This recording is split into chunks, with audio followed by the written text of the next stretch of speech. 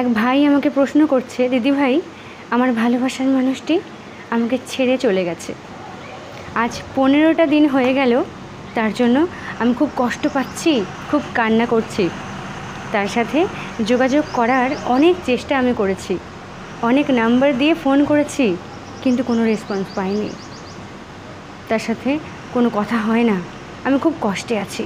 কি করব যদি তুমি কিছু বলতে।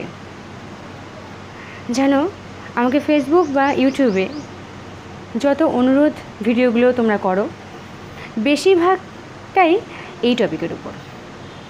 তোমরা ছোট ছোট ভাইরা যারা আছো, এই টপিকের উপরেই আমাকে অনুরোধ করো, দিদি ভাই প্রেমে কষ্ট পেয়েছি, ও আমাকে কষ্ট দিল, এ আমাকে ছেড়ে চলে গেল।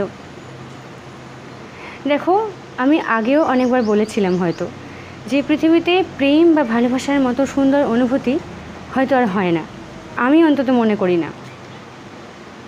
কিন্তু কি জানো তো, তোমরা খুব ছোট, তোমাদের এজটা খুব অল্প, খুব কম, যার ফলে জীবনটা অনেক কঠিন, তোমরা সেটা বোঝো না।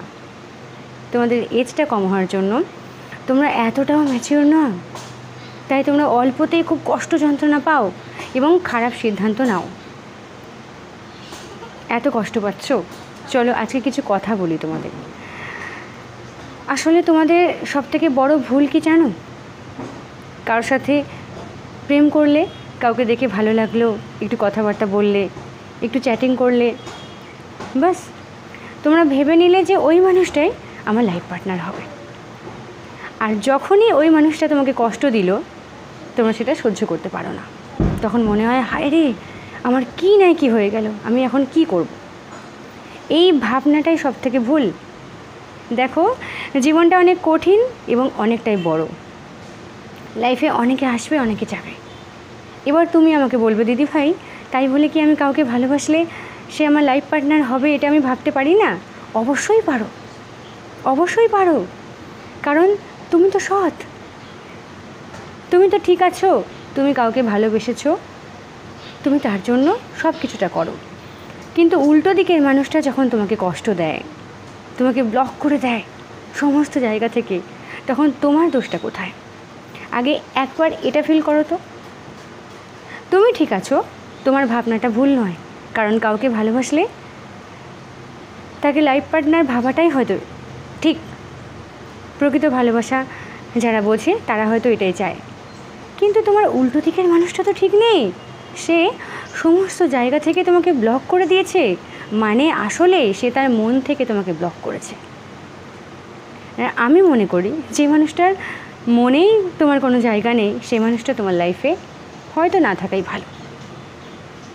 আমার একটা ব্যক্তিগত অনুরোধ তোমাদেরকে, দেখো আমরা যাদেরকে ভালোবাসি অনেক সময় তারা কিন্তু আমাদেরকে ভালোবাসে না, আর যারা আমাদেরকে ভালোবাসে না আমাদের লাইফে বোধহয় তারা না থাকাই ভালো, বা থাকলেও আমরা হয়তো সম্পূর্ণভাবে ইগনোর করে চলি। তো এটা একবার ফিল করার চেষ্টা করো। কারোর জন্য তুমি কান্না করছো, কষ্ট পাচ্ছ দিনের পর দিন, আমি জানি তুমি তাকে ভালোবাসো, কিন্তু সেই মানুষটা কি কষ্ট পায়? তোমার জন্য কান্না করে? তুমি কি জানো আদৌ করে কি না? আর এই প্রকৃত ভালোবাসা থাকলে না কোনো অজুহাত দেওয়ার দরকার পড়ে না। আমার ফ্যামিলি মানছে না, আমার মা মানছে না, বাবা মানছে না, এগুলো দরকার পড়ে না। সমস্ত বাধা পেরিয়ে তোমাকে ঠিক বেছে নিত। কিন্তু যখন নেয়নি, ব্লক করে দিয়েছে, জানবে সে তোমাকে চাইছে না। তাই তার জন্য কান্না করে কষ্ট পেয়ে সময়টাকে নষ্ট করো না, দয়া করে। আমরা এই পৃথিবীতে এসেছি শুধুমাত্র কি প্রেম করার জন্য? আরে প্রেমটা হবে, প্রেম ভালোবাসা সুন্দর একটা অনুভূতি হবে, সব ঠিক আছে। আমাদের সবচেয়ে বড় পরিচয়, আমাদের আইডেন্টিটি। তুমি একজনের জন্য কান্না করছো, কষ্ট পাচ্ছ, তোমার সময়টাকে নষ্ট করছো। আজ তোমার কেরিয়ারটা যদি নষ্ট হয়ে যায়, তুমি লাইফে আর কাউকে পাবে ভালো? তুমি নিজেকে ধীরে ধীরে গড়ো, ভালো একটা জায়গায় প্রতিষ্ঠিত হও, স্টাবলিশড হয়ে দেখাও, দেখবে তুমি লাইফে ভালো কাউকে অবশ্যই পাবে। আর একটা বিষয়, সৎ হয়েও, কিন্তু আমি বারবার বলছি নিজেকে সৎ হতে হবে। আমরা যদি সৎ হই, কাউকে প্রকৃত অর্থে ভালোবাসতে পারি, তাহলে আমরা ভালো কাউকে লাইফে অবশ্যই পাবো, প্রত্যেকেই পাবো। ভগবান আমাদের প্রত্যেকের জন্যই লাইফে ভালো কাউকে লিখে রেখেছে।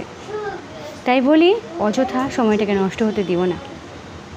থাক না, সে যখন তোমাকে ব্লক করে দিয়েছে, তুমিও পারলে ব্লক করে দেওয়ার চেষ্টা করো তোমার মন থেকে। ভালো থাকবে ভাই। আজ কথাগুলো খারাপ লাগতে পারে, কিন্তু তোমার ভালোর জন্য বললাম। আমি চাই না কারো ফিউচারটা, কেরিয়ারটা নষ্ট হয়ে যাক কোনো একজনের জন্য। লাইফে প্রেম ভালোবাসা সবটাই থাকবে, কিন্তু সেটা যদি আসলেই প্রকৃত না হয়, তাহলে ওরকম ভালোবাসা থেকে লাভ কী? চলো, ভালো থাকবে, টাটা।